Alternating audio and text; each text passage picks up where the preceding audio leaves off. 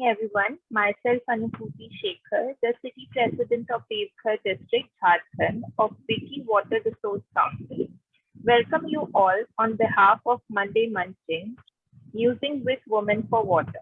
This is an initiative of the Eco Development and Research Cell, a not-for-profit initiative of the Environmental Design Consultants, Ahmedabad, with support of the Water Resource Council of Women Indian Chamber of Commerce and Industry, WICI WRC, and in collaboration with W for W Foundation and media partner Counterview. I am joined today by Vandana Tripathi, National Youth Representative of WICI WRC. Welcome, Vandana. We are glad to start the conversation, namely Monday Munching, Musing with Women for Water, which we pollingly refer to as Blue Lip.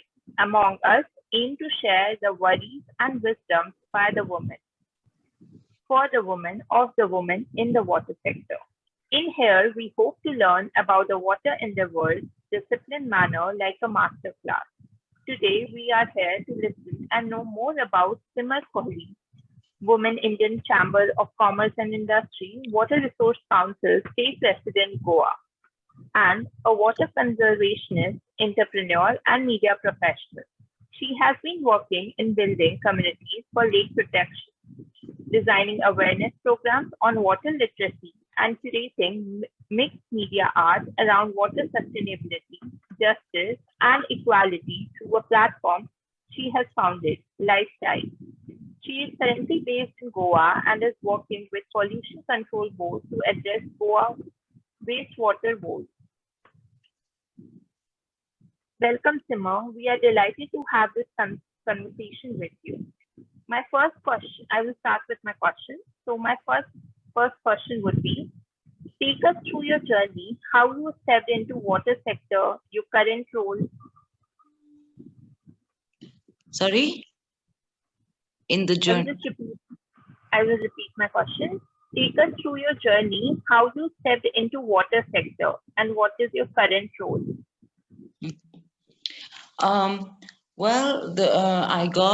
I got started on working for water and committing to working for water about 7-8 years ago, and it was a series of realizations and inner work that led me to working and committing for Mother Earth, particularly starting with water, because everything seems to be connected to water. And the journey started with essentially just learning about water and water related pollution and other issues. So I thought the best way of learning is like to meet experts, to meet people who are committed in the space. So how do I do that? I just started organizing these workshops. So I had come up with a theme and I'd choose a person, and I said, instead of you spending your alone time with me, perhaps you could share it with a larger group. So I basically said, I spoke to Bhumi College in Sarjapur. I said, could you give me your space, because your students already, working on environmental subjects. And I want to invite like an earth scientist, hydrologist, and an activist for discussion. So that's where it started.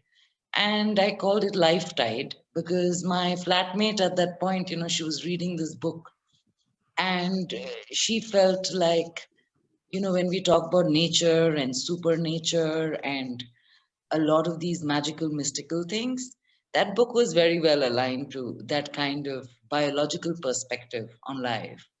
And so I chose LIFETIDE as one of the book's names as the title of this collective, saying I just announced we're a water collective. At that point, it was only me. But we went to Bhumi College and we did this program, and I got a lot of insights. And at that program, I announced that we're doing a water festival. And at that point, I had no idea. So I came back home and then I posted on Facebook saying, hey, there's a festival happening. Who's interested? And I realized water and festival just attracted so many people. They came flocking in, okay? And my friend Vivek Chokalingam, who runs Walk-in Studios, He's an artist. He actually brought in a lot of support and said, okay, we need to curate it. We need to reach out to artists. Here are some artists I know who worked on water. And my flatmate at that point, Ragini Bhau, who is an artist now based in New York, she had already started working on a series of works. It was a kind of an exchange program we had done where she was in this residency at my place, but she was actually then a flatmate for a longer time, where she worked on a small set of illustrations, which had become like a game for children to play with, to build the story of the being that flows, you know. But she also worked on a larger book called LIFETIDE, called The Being That Flows, actually. And it had these beautiful illustrations of this very fluid creature that is in the cosmos and how it's coming together and then how it interacts with the human hand. And so those illustrations, actually art and like artists kind of inspired me to work on the subject more, because like when we look at water, we have a very narrow uh, we look at pollution, we look at lake, we don't have like that relationship with water the way we did earlier. Like we don't go to a well, we don't go to a pond, we barely hang out near a water body, right? So this really helped me find a deeper connection, and that's how the LifeTide Water Collective came up. And because it was so authentic and sincere, and I didn't claim to know anything, but just to learn, and I invited other people who wanted to learn, it suddenly became viral all over the city. And then suddenly we were in the Hindu and so many other magazines and newspapers. And from then to now, I have met a lot of hydrologists, environmentalists, and also at one point, one of the LifeTide events, I was by the lake. We were like, it ended. The festival was a multiple series of events that happened across Bangalore city, and then we ended it at a lake, and we worked with the local community and children, and they had such powerful insights. And we were just standing by the lake saying, where does all this waste go? What do we do with all this waste? Like, okay, we remove it. Where do we put it? On the other side, there was waste coming out of the lake into the road, into the bus stand, onto the bus stand. We were like, this is enormous. Let's start on one side. So when you start doing something, the universe just kind of collaborates, right? So on the other side of the lake, we had a politician who wanted to be in the good books of everybody. So he came and he took all the waste, and I don't know where he dumped it, but suddenly overnight this place was clean, and we were worried that people are going to start dumping again. But what this politician did, he put a Shani Bhagwan photograph there. And in Kannada, he wrote that if you drop waste here, I'm going to come to your house tonight. So people were worried. And so that place became clean. And suddenly there was this. So then we realized the community needs to keep doing things. So we'd give them little events and things. And so now it has, in a nutshell, that's how it started. But from then to now, I even started a startup called Eco STP, which is into natural ways of treating sewage in a decentralized way. I have stepped out of the company, but the company is running. I managed to get funding. We managed to get funding for the organization, a 2 crore fund from Habitat for Humanity, their Shelter Tech Fund, and it's now I actually stepped out about 2 years back, but from then to now, another 150 installations have come up. It's treated 20 million liters of sewage without power, and the impact is on. Currently, what I'm doing is I am trying to turn people towards what inspires me most, and which is nature, but also look at how nature can guide us in the work that we are doing. And that's something I'll talk about in a bit, because we'll arrive at that, because that's for the future, really, a way of looking at world and a way of solving for problems today. So that's LifeTide, and then Eco STP, and then there is so much else happening. So yeah, what else would you like to know? Thank you so much. So the next question is, what kind of tasks or activities were difficult Like rewarding, you have already mentioned a lot, but like what activities were difficult, rewarding, enjoyable for you? What does a typical day at work look like for you? Oh, it's actually a wide range of things because, like, I have, like, my typical day, like, I was on a break in Goa, right? So what I did in Goa was I started, I live between Goa and Bangalore now. I started meeting the pollution control board. So it depends on where I'm at. The context is like that. You know, it's like in nature, when a creature lands up in a new environment, starts adapting to that, right? So I couldn't do my same old thing there. I started interacting with pollution control board, understanding what, because I had worked on sewage so much. I wanted to know what they're doing with their sewage, like how, because there the water level is very high. So I started developing a document that shares like the best practices on how to do it. You know, I also spent time by the lake and also helped some independent like projects where we could set up natural sewage treatment plants. You know, so I'd advise them to towards organizations who are already doing that kind of work, you know. So a typical day now, like suddenly the last 1 month has been suddenly back on very active. I'm working with the Karnataka State Pollution Control Board, where I'm doing training programs on biomimicry, which is a nature inspired way of working. So my typical day is, it's a combination of meeting people, presenting biomimicry, presenting best practices in water management, because now I can take on projects which, like for a building to a township to you know, pretty much at any scale, even city scale, I have people, collaborators with whom I can design like stormwater drains, sewage drainage at scale, as well as total water solutions in an independent house to a building to a hospital. My typical day is like meeting people, presenting stuff to them, getting on calls. I'm also currently working on an exhibition which is not exactly related to water, but it's related to art. And I'm organizing. Helping curate an exhibition of artwork by artist Jatin Das at Aguada Fort, which is in Goa. And that fort itself is very interesting. So I'm doing some more research on the fort because there are 3 springs that are coming out of there. So it's like there is no typical day. Each day is new. Each day is like different, but involves mostly. I avoid meeting too many people. I am a little conjuice about my time these days.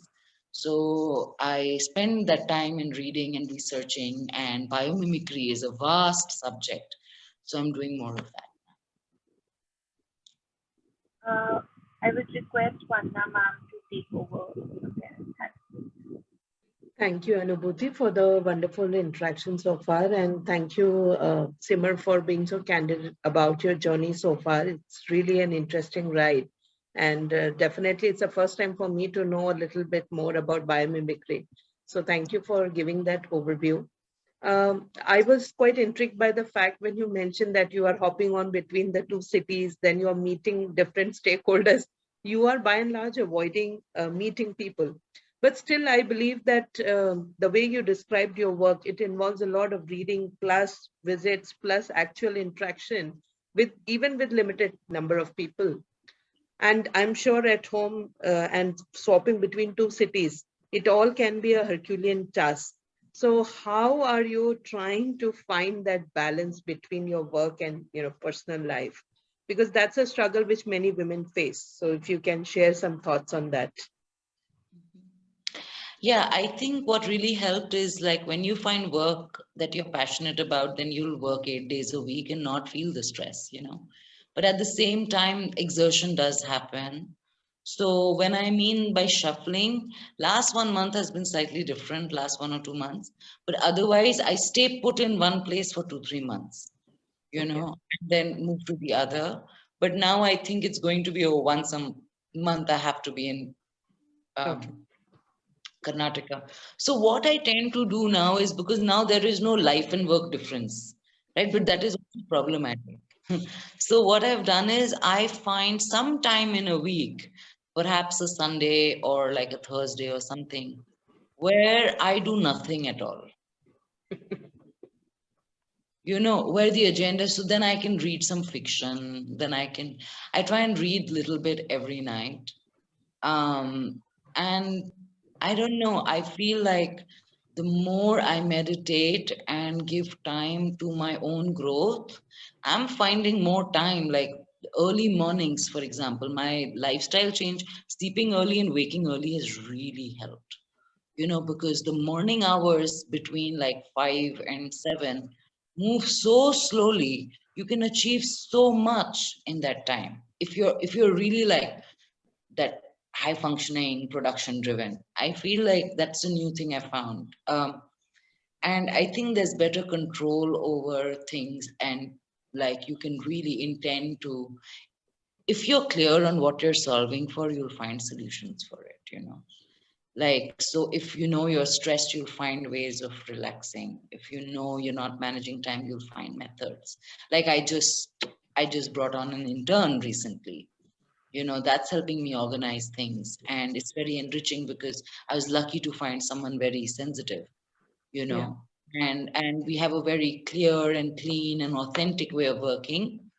And that I realize is productive, because if I found somebody, then that would have been counterproductive, wanting to train somebody and not knowing a Yeah. future with this person. So that basically. I think that's what I think most of us here also resonates, and we are also, working with the pool of volunteers most of the time. So the way you mentioned that, this recharge bit that you do by doing nothing on certain days, I think that's an important cue for most of us, because we are those who are, driven by this whole thing that, I need to finish this, I need to finish that. Sometimes we are overwhelmed with too many things at our hands. So that's a very good thought, and thank you, Sima, for sharing that. At the same time, I'm worried because women, they are being upheld, or uproared rather, that you are the great multitasker and that you can handle too many things at one go. Uh, that situation is also there, and paradoxically, you do not find them in any leadership situations. So while there are many women workers, there aren't many women leaders. And especially in context of Wiki, how do you think, or first, maybe I would like to know that why do you think the situation happens where women are great as workers, but are not upheld more as leaders? They're not given enough opportunities. Why do you think that's happening? I'll this is my personal opinion. Okay, Sure. okay. Like, I believe that, why is it that women have become so competitive? See, like, end of the day, with all the, I got like some amazing recognition from the UN some years back. I managed to get funding, okay, for the organization. Everything I dreamt of, they encouraged me. I mean, I started something. If I'm creating a value, anything of value, I will find appreciation. Maybe like it was the privilege that I had of being in certain spaces like seminars and workshops and access, which Wiki can easily make available to people, to more and more people, right? When I was clear and committed, I got the recognition and got all the encouragement. But end of the day, I was like, what do I really want? You know, what is the divine feminine in me saying at this moment? I just wanted a family with kids. Like I didn't want to be like a leader or a CEO or something, to be honest, but at the same time, I feel like it is challenging for women because we are very emotion driven. We are very like authentic and honest like that. When we see injustice, we speak up. We are not diplomatic about it, and a lot of people don't like it. I feel like this is, I've not thought much about it, Sure. but like I feel also a lot of women have a whole lot more work to do at home. That's why they're not being able to have that kind of commitment. And the women, especially women investors I have met, they are like more, they could be more aggressive than a lot of men I've met. You know, because I feel the kind of leadership that works in a male dominant society is more masculine. And you've got to tap into that masculinity to be able to be on top, you know. Um, so is it worth it? So unless it is coming naturally to a woman, because I feel I'm very masculine, I'm now trying to like get in touch with my feminine side. And that's why I do nothing sometimes, you know, because it's always action, action, do it, you know. It's like water. Water is masculine and feminine. Water is like a river will flow, winding, is like very feminine, loving, nurturing. And water is also falling direct, like rain, you know. So is the rain bigger or is the River bigger. more important? Who is leading what? You know, Okay. is that it's a pyramid structure we are all when we talk about leadership, and that's not a healthy environment, especially for a woman to be in. So why are we aspiring to be leaders in that kind of framework? Perhaps it's time, and Vicky is a good place to perhaps see a more organic way of growing an organization, like a tree and not a pyramid. You know, Okay. the people where the women are the fruits, and the real leadership is in the roots. It could come from anywhere, right? So yeah, so in a tree, who's leading in a tree, you know? So yeah, that's my instant reflection on that. Okay. See, when I am, you have shared a very, very interesting thought that, you know, it's the concept that we often refer to as shared leadership, where there is no hierarchy involved. And I get your concern there in terms of hierarchy. But when we are discussing leadership here, we're discussing it in terms of taking lead in the water sector, being recognized as a contributor to the sector, not essentially in terms of a structure like a wiki or any other body, professional body for that matter. But the entire conversation, when you see in water, runs around as women as the major service providers and major contributors to the sectors. But when it comes to decision making, basically we find the women are huge amiss. So from that perspective, I mean, would you like to add some more thoughts to your?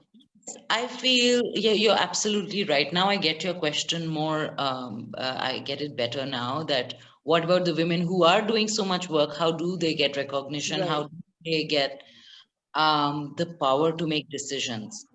Now, the thing is that, you know, in hierarchical structures, see, if it was holocratic or Yeah. sociocratic, it would have every voice is heard. But the Yeah. pattern that has been in society, minority voices don't get heard, right? It's a pattern. And if we are solving the problem with this kind of mindset, Hmm. it's not going to solve because it's the mindset that created this problem. So perhaps a new mindset is needed to look at this problem even, right? Hmm. Can you tell me, ma'am, can you tell me in nature, is there inequality in nature? There may be, I don't know. I'm just asking you, right? So I think for any question we have, perhaps it's good to use like the nature, like how would nature solve for it? Yeah. Then we get our answers, you know. So for example, I think men and women in organizations should play more, should be more playful. You know, that's how you get involved in a pack. If you are a pack of women and you're a pack of men, unless there is play, non-competitive play for fun, it's not going to happen. Is my guess. I don't know.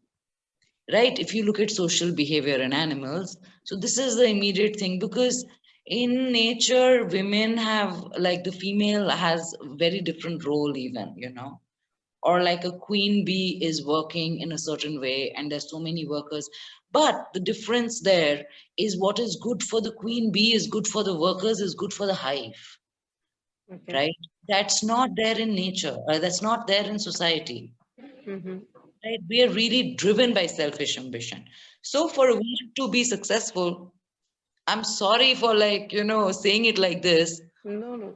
something that immediately she has to think more of what she is getting out of this, unless, because that's the system we are in, it's very selfish driven thing, right? So while she's working for the goodness of all, she must also, like, really sit back and say, hey, why is it, do I really, and if you don't have the desire for name, fame, money, all that, then perhaps grow that desire to really then be, you know, play with the men the way they are playing the game. So I feel that's the difference. And yeah, so I don't know, somehow it feels like this is against our nature as women and as humans, Mm-hmm. but that's the new paradigm we're living in, and if we want to succeed in it, then that's the immediate thing that comes to mind. But I don't know if there's something else. No, I think it's a very interesting thought that you are presenting, and it's a very alternative thought that we have been hearing for quite some time now. This is almost our 14th session. While you are mentioning this, you're saying that there needs to be more play between men and women. Can you give us a more concrete example as to how can we introduce, we are all different, role players in different locations, etc. I mean, keeping apart our current portfolio or whatever, but what role can we put? And, if you can give us a more concrete evidence, perhaps we will be able to better conceptualize it. Yeah, I don't have an evidence, but maybe some examples from nature Yes, are, sure, please. you know, like an outsider wanting to become a part of a pack. That's the only thing that comes to mind. How does it happen? It's like through playfulness. So in our situation, first of all, if it's an organization, if you build a scenario of a woman doing a lot in an organization and wants to be heard, then someone from the leadership team has to first believe in that, because they say that a lot. But what does it mean, right? So first, unless someone from the leadership team takes initiative, so one would be to go and reach out to them and try and understand these problems with them, to walk in nature with them, to walk in nature with them.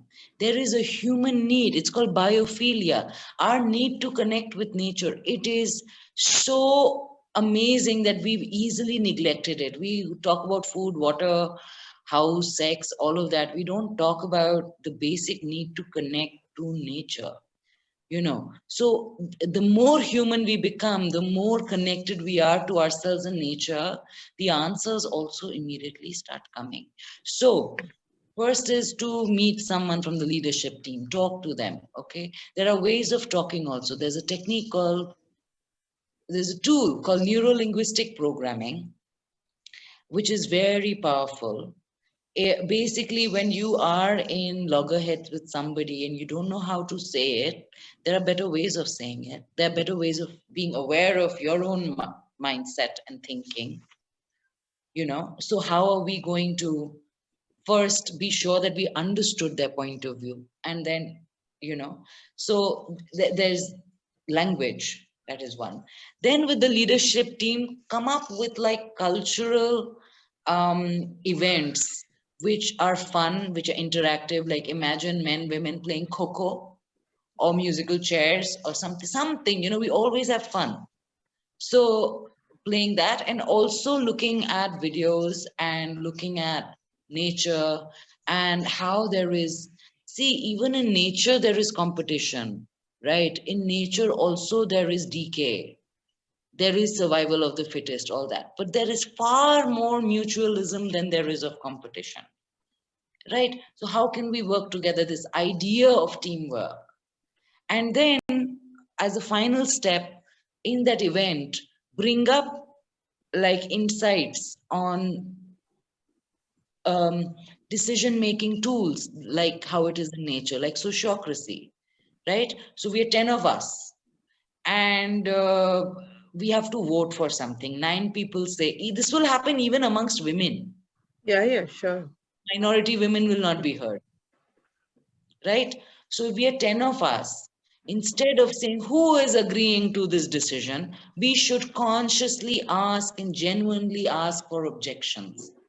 Okay. Who is objecting? So when someone's objecting, then you understand why. There'll be some wisdom there that you can incorporate in your work. So these kind of systems can then be introduced. So then in an organization, the people start believing that, hey, this girl, this woman is trying to bring in some change. She wants to be heard. We must, at least for that much, we must listen to her. But it's also a responsibility to then add value to the conversation, not leadership for leadership's sake. Yeah. Right? End of the day, I also felt with the kind of initiatives I had, I was attracting narcissists constantly, and they were threatened by me growing. The fact that I was a woman leader, I was getting so much encouragement. And these days it is there. I wouldn't say it is not there. I would say it is there. Right.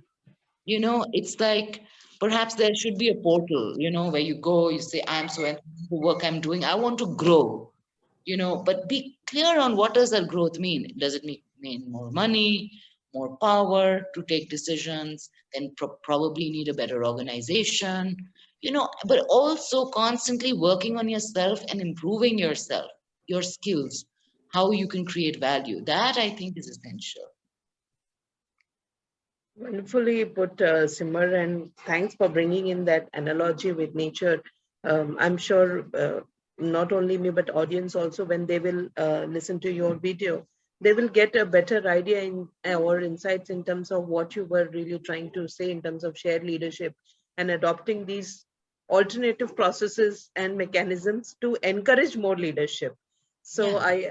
I really feel I am approaching the fag end of the conversation. In this part of the conversation, I mean, basically, we want to understand that these steps and processes that you are mentioning, it has to be now, the legacy has to be taken up by the young leaders, and more youth involvement is expected to lead this forward. So, what would be your key message for our youth leaders in that sense?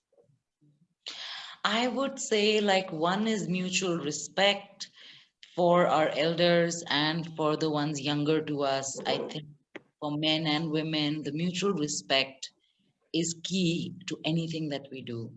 Secondly, I would say biomimicry is a very powerful tool. It really informs our personal growth. It's got all the solutions. It's basically a way in which you can consciously emulate nature's genius in your work. And that happens that when you're trying to solve for anything, you just ask, what would nature do here? How would nature solve for it? So that is the second. The third thing is, I am now launching something called Bija, which is biomimicry initiation, jamming, and awareness. And I'd be very happy to do a session with Wiki members and anybody in their networks, free of cost. I do charge others though, but I'm happy to take this to anybody, men, women, children, um, about anybody, to understand some concepts, some life principles, some examples of how these ideas have become innovations. And I feel Wiki Water Resource Council can also, maybe we can have a separate session to see how we can grow this network in a nature inspired way. Can we take inspiration from bees or ants to work together? Can we take information from my favorite, the mycelium network, which is the fungal network under life in the undergrowth, that we could take inspiration from? So there's a lot of work to do. These are the few things I would say. And I would say trust nature, because the I think we lost. I'm sorry, there was a No issue. call. Yeah. No one. feel like it is very hard to trust humans these days. I'm really sorry to put it like this, okay? But the best of people with the best of intentions, they falter because they are moody. Humans are moody, right? So one moment they're 100% with you, next moment they are like busy, right? But nature is always there, is consistently there. And like, I was like growth, the main message, growth. Spending some time doing nothing. Like in nature, also, if you leave it, she'll grow. No. It's like, what is the best solution for conservation? Let her be. Right. So the same thing is like, unless we're finding even 5 minutes a day, do nothing, just sit. you know, that also has something, a lot of emotion, stress, all that surfaces. And like you said, we multitask so much. So, we don't know it, but we're driving ourselves crazy. Yeah. So doing nothing really helps us breathe out, enjoy. It brings me a lot of happiness. So I think that's what I would tell the future generation. Great, Simar. I think you have given a lot of food for thoughts, and I would quickly request Mansi to jump into this conversation and maybe ask a few more insights for you. Mansi, over Yeah, to you. thanks, Vandana, and thank you, Anubhuti, for having a good start. It was your first time, and Simar, as always, candid, and you know why our chemistry is so good between us. You really mentioned a lot of things which resonates the way I also look at life, and particularly a concern which I want to pick up, and that will be my only question, or rather, I would like to discuss it with you. The way we are defining success or leadership is already a masculine, right? And we do realize that, and there's a great threat when women wants to get into that mode. But having said that, Vandana also put it very rightly when we look at in aggregation, because when we talk about water decisions, we really need women representation there, right? Which is very meager at this point in time. So knowing these two situations, how do you think we can really talk about women really keeping their feminine bit, and but at the same time making their presence felt? You know me now for nearly 2 years, I think, right? And we haven't had connected much, but we know we are connected in some other ways. uh, there is a risk when we promote leadership, and I'm very much aware of it, having been in that position for quite some time now. And there is also a risk of not promoting women leadership, because if we look at the aggregate, where do you think people like us who are really conscious about this femininity of leadership, which is required? I wish we could teach feminism to men, which is not so easy, and it's not the scope of work also. But to even maintain, and at many places, even I have said in a woman confluence and all that, why do we have to act like men? And that's a really important thing. Why do we have to compete? But where do you think we can be really sensitive at the same time, really get into those decision making, because the decisions are so masculine that eventually women are more affected in the water sector. I'm just focusing on the water sector. Somewhere we have to get in and still maintain our genuinity, you know? Yes, yes, I'm with you on that. And at the same time, I feel like we have to constantly grow our skills in our field. Yes. Because like it is a competitive world. And I have noticed, like, while men treat you, it's also an advantage to be a woman. Okay, because they hear you out. Like you suddenly go say sewage treatment. You said it very well, huh? It's a privilege also. It is a privilege too, right? So take advantage of that, for example, like sewage treatment plants. Take up things that are otherwise, like, but it all comes down to what you're passionate about. I wanted to work on sewage. I took that up and found this. So I was welcomed everywhere I went. I felt privileged, like, because STP vendors are not heard, right? I'm North Indian. I'm a woman. I'm non-technical, and I'm running like a firm that provides technology to builders and architects, right? So it happened only through passion. And I felt like if you choose your co-founders wisely, it's got to happen on your own. right? If you're already in an organization, then it's a conversation to have with the leader, and perhaps a story. It's got to be, I think stories have a very deep impact. So when a leader gives a certain story, an example, which will, if we say we need to be there, making, the thing is, the world is male dominant, so they're going to have manual discussions one after the other, right? So our thing is, like, instead of us budging in there, if we do really high quality, very valuable panel discussions, have some men there as well, as long as they are creating value. But also talking about these things, I think men have better answers to this kind of question, right? Because we are in that framework. And according to me, the desire is not there for big time, for achievement and all that. So then the question is how to evoke that in yourself, but that is within that framework. How to do it without is perhaps to just be so good at what you're doing that it's unmatched, that's also hard. So you just nailed it, huh? I almost felt you were speaking my heart all through the session, huh? So thanks, Simar. I will keep it short from my end. So over to you, Anubhuti, to do the vote of thanks, and thank you, Vandana, again, huh? Anubhuti, you're mute. Sorry. But I heard you say thank you, Sim. Thank you, Simar, for sharing your insights. We are grateful to have learned about your water endeavors and your participation with the nature. Thanks to the participants for taking out time to be with us. We look forward to having you coming Monday and Mondays to come. The next Monday Munching, Musing on 31st October 2022, is with Garima Punya. For regular updates, please follow our social media platforms. Do take care, and we wish you happy Diwali in advance. Thank you so much. Thank you so much, Simar. Thank you, ladies.